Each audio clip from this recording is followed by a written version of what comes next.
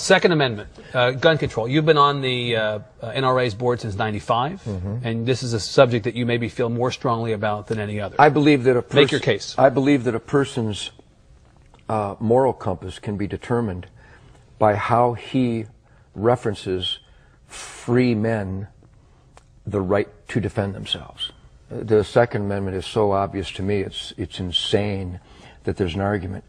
God gave, let's pretend there is no document. Let's pretend brave families didn't leave the tyrants and the slave drivers of Europe so that they could practice the religion of their choice, so that they could speak out without being murdered, that they could produce wool without the king's men coming and taking it from them every season of harvest. Let's pretend none of that happened. Let's just pretend this guy named Ted Nugent parachuted onto Earth and woke up one morning and saw these wonderful resources and had dreams of excellence and being the best that I could be. I don't need a document, and I don't need another man to explain to me that I have the right to defend my gift of life. And that there is an argument in America from Hillary Clinton, from Barbara Boxer, Dianne Feinstein, from a whole gaggle of numbnuts who would try to tell me they will dictate where, how, and if I can defend myself.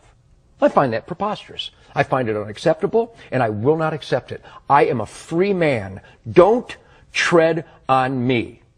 A good, law-abiding citizen, not convicted of a felon.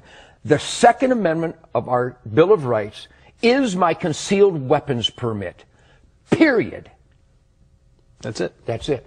So no limitations of any kind that you can see? None. That's it. The limitation should be, instead of arresting people for molesting children 24 times, I would rather the dad walked into the room, found a person molesting that child, and blew his brains out. I would rather that the lady in Massachusetts last month who was taking her daughter to soccer, who was carjacked by a recidivistic maggot who'd been in the prison system all his life but was let out again because we feel sorry for him. Maybe he had a bad childhood. Instead of her being hijacked and murdered, I'd rather she just shot the bastard dead. But in Massachusetts, somebody decided she can't do that. So she's dead. I would rather she was alive and the carjacker was dead. I'm weird.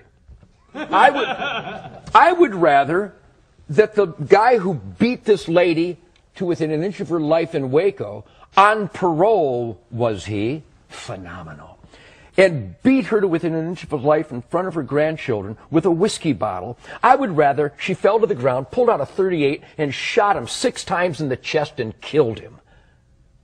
Am I weird? Because the guy is going to get out again. I don't like repeat offenders. I like dead offenders.